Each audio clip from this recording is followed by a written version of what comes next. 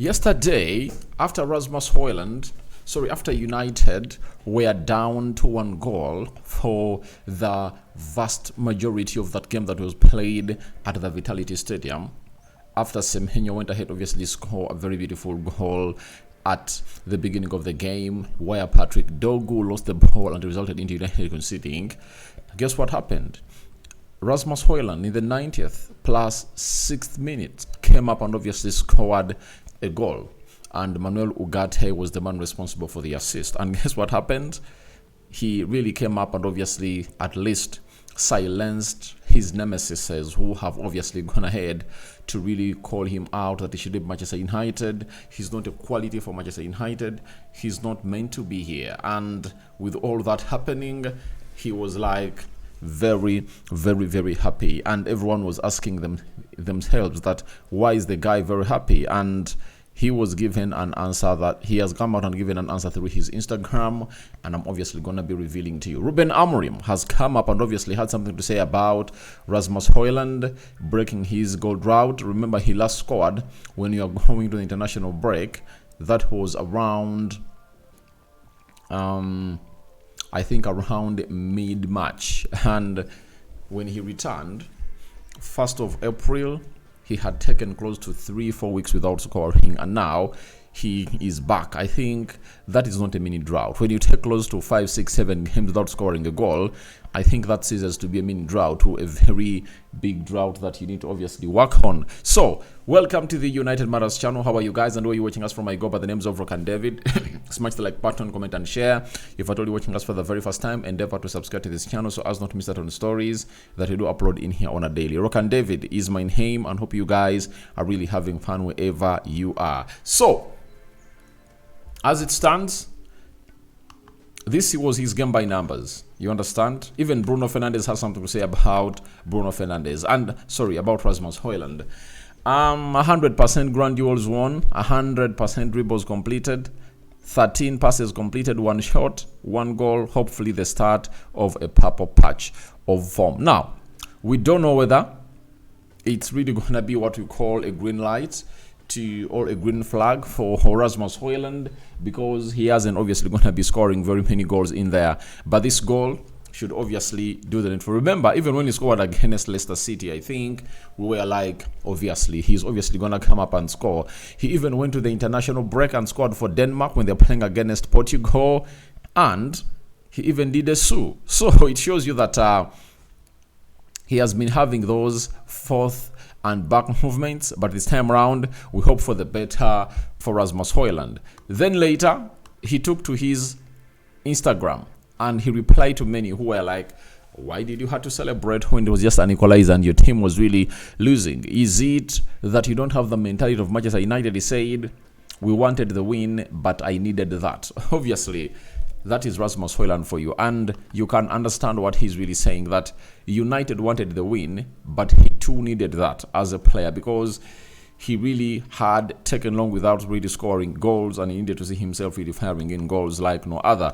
That is Rasmus Hojlund for you into the mix. So, his gaffer, Ruben Amorim, came up and obviously had the following to say, and he said, it is always important for strikers to score, but when we look at the game as a striker, it's not just the goals.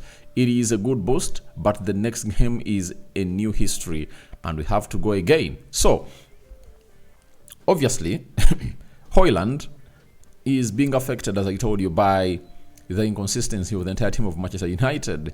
When you look at the team of Chelsea, they've been creating chances for Nicholas Jackson, and maybe he hasn't been converting either 40% of the chances created into the back of the net, you know. So, but yet it's not really the same for Rasmus Hojlund, and I've always gone ahead to obviously go to this table and looked at the big chances missed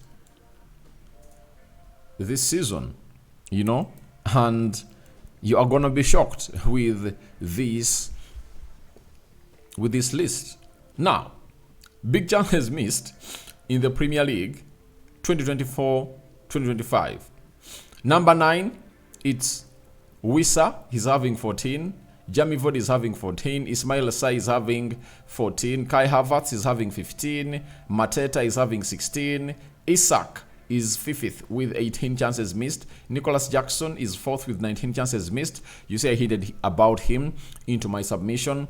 Then Erling Haaland is having 20 chances missed. Mohamed Salah is having 21 chances missed. And Oli Watkins is having 24 chances missed. Now, you see that Rasmus Hojlund is not even part of the strikers with the most big chances missed. Meaning that to be in that caliber of the most big chances missed, you need to be in a team that creates very many chances. And all those people you're going to hate to see there are among the top scorers of the league. So that shows you exactly what being a striker is all about. It's all about service. And this is the most suffocated player in the traditional top 6 teams, if at all you can really reflect. So I think he knows it very well that I'm talking about Ruben Amorim, that Rasmus Hojlund getting in a goal is really very important for him, and that he will really speak volumes into what everyone really wants to be. So that is Ruben Amorim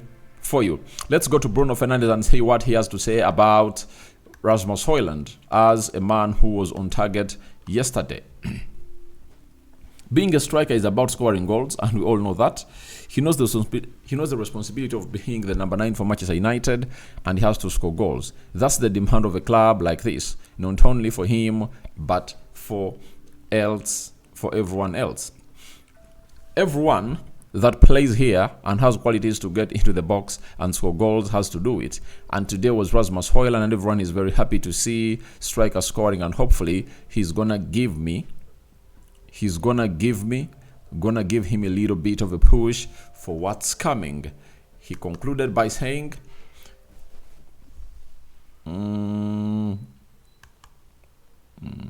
what's this?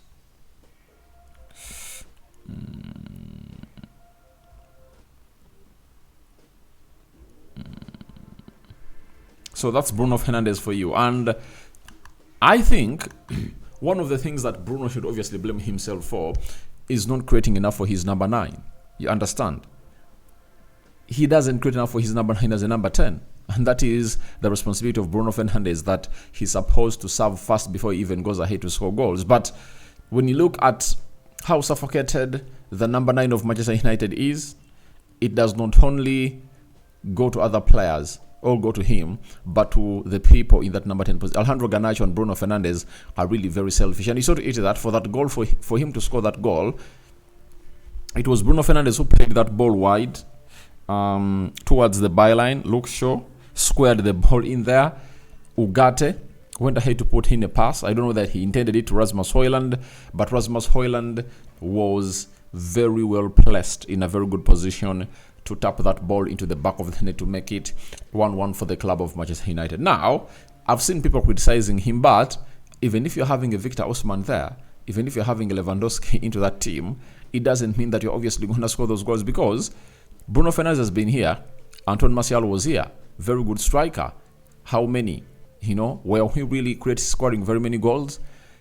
Zlatan Ibrahimovic has been here, Cavani has been here, all these strikers have been here. Tell me what the results have gone ahead to be. Man United, and it's creating chances, is really bad. At the beginning of the season, Rasmus Hojlund was injured, but when Erik ten Hag was still here, United created the most big chances. You understand? And very many of those were missed. But Rasmus Hojlund was not part of that. And even when he came back, he really, I think, scored a goal against, was it Brighton or what? At Old Trafford. I think it was Bournemouth at Old Trafford. I don't think so. I don't know, you can remind me that team he scored. A goal where Bruno went ahead, obviously, to do a flick, with his outside right foot, and Rasmus Hojlund ahead, obviously, dinked that ball over the goalkeeper. Was it Everton? Was it what? I don't even remember. But ever since then, I haven't gone ahead to see Bruno Fernandes look out for Rasmus Hojlund intentionally. Yet Rasmus Hojlund has gone ahead to look out for Bruno Fernandes on several occasions in good spaces. And the most memorable one is that ball when you're playing against Man City in that game that ended 1-0. I think Rasmus looked out for Bruno Fernandez, and Bruno Fernandez even got a 1v1. But tell me a day you've seen Bruno Fernandez look out for Rasmus Hojlund, and it really puts the guy in a 1v1 situation. So your thoughts on Rasmus Hojlund to the rescue of Manchester United yesterday are welcome in the comment section below. But on Thursday, we'll need him. And I have a belief that on Thursday, Rasmus Hojlund will be on target again as we play away in Spain against Atletico Bilbao. Rokan David remains my name. 28th of April it is. I sign out for now. See you later and bye-bye.